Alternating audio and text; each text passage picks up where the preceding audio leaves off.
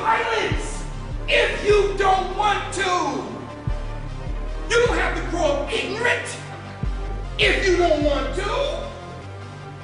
God put the choice of life in every one of our hands, but what have you done with that great choice? What have you done with the choice of life? Have you abused the choice of life? Have you misused the choice of life? Have you not understand and been confused with that choice of life? Clearly, that's what happened with these young people. They have abused their choice. How you gonna cry at Pookie's and Ray Ray's funeral when you know the boys out there game banging? And then you act like you're shocked. But what did you do to try to save him? You walked by him.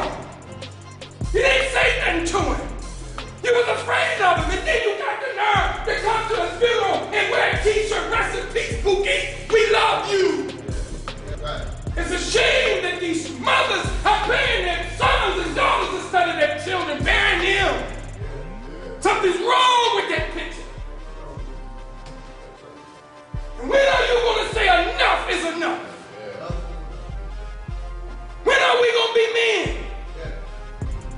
And make it safe for our women, which is our moral obligation. I'm motivated to do this, to win back the honor and the dignity of our women that we have lost. I'm saying to every man in here, this is our last hurrah. This is our last chance to get it together. And all we ask you to do as a man, just a man, to give us 1 hour of your time a week. 1 hour, 60 minutes. There's 168 hours in a week. We just want one of them. There's over 8,000, there's over 10,000 minutes in a week. We only want 60. You mean to tell me you can't find 60 minutes in a week to be with us, to be present for peace, to make these streets, to guarantee the safety and the security of these women, these beautiful children in our LA? You mean to tell me you ain't got that kind of time? You need to be run out this city like a bum that you really are. Any woman got a man that ain't got 60 minutes to protect you, get his behind out the house. Because he ain't worthy of you. And he ain't willing to pay the price that would guarantee the safety and the security and the future of these babies. He ain't worthy of you. And that's called real talk. This is not an organization. This is an initiative. This is an action plan. So you won't have to worry about giving up some affiliation to your organization that you belong to now. We're not asking you to change your religion. We're not asking you to change your politics. Because it's got nothing to do with religion, color, politics, or race. It ain't got nothing to do with that. It's got something to do with being present for peace. It has something to do with trying to make this community a safe and decent place to live. We're going to be out there if you join us or not. To do nothing is not an option. This is what we have to do in order to survive. It makes sense, right? Yeah. Yes, sir. And we don't go out there and act like we're the police because that is not our style. We're not no guardian angels. We don't go out there and tell the drug dealer, hey, listen here, man. See, we out here, you gotta stop selling drugs. No. We don't tell even our young men to put their pants up. That is not our methodology. I just want to make it clear to you, we're not the police. Our method is with love and kindness. We believe we will draw these young people to a better way of life. In Queens, New York, when we started the movement in Queens, Russell Simmons is my personal security for Russell Simmons. And Russell brought the PeaceKeepers initiative 2 years ago to Queens, Hollis, Queens, his neighborhood. And there's an area in Hollis, Queens, man, where it's a school, and in it it's got jungle bars and swings. And the kids can't go in and play because the dope drug dealers that took over. They in there working out. Kids looking through the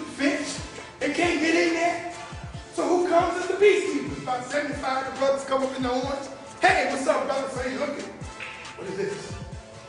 And we talking, you know, and after a while, they start leaving.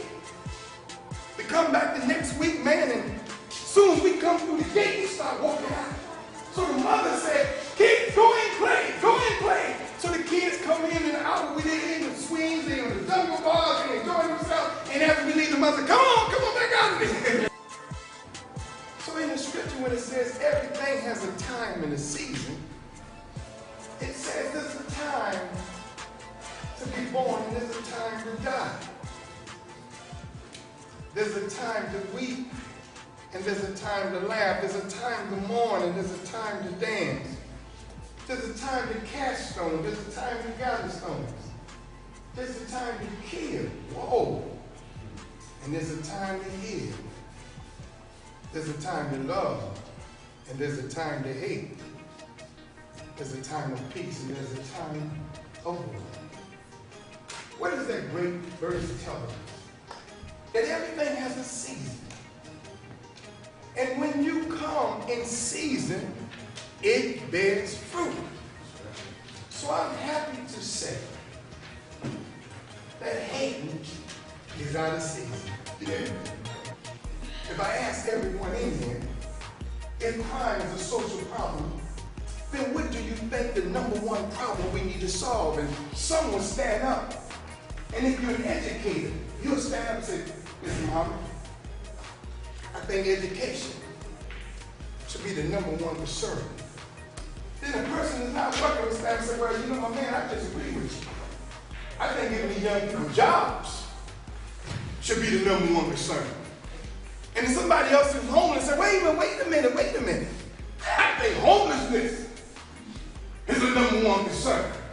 And then somebody says, I think HIV that's growing in the urban community among the blacks, moving so fast among black and Hispanic, I think that should be the number one concern. Then somebody says, wait a minute, hold it. I think teenage pregnancy is the number one concern. And everybody would have their reasons, and you know what? Nobody is wrong. Nobody's wrong. But the question is, if I was in an accident and I had what you call multiple injuries, and they took me to the trauma unit, and our community is the trauma unit, then in the trauma unit, they work on what you call the life-threatening injury first. Sure, you got a broken leg. Sure, you got a broken pelvis. Sure, you got a split spleen. Sure. But that ain't gonna kill you. But if we don't stop this bleed, then I'll never get you up to the doctor to fix that leg. I'll never get you to surgery.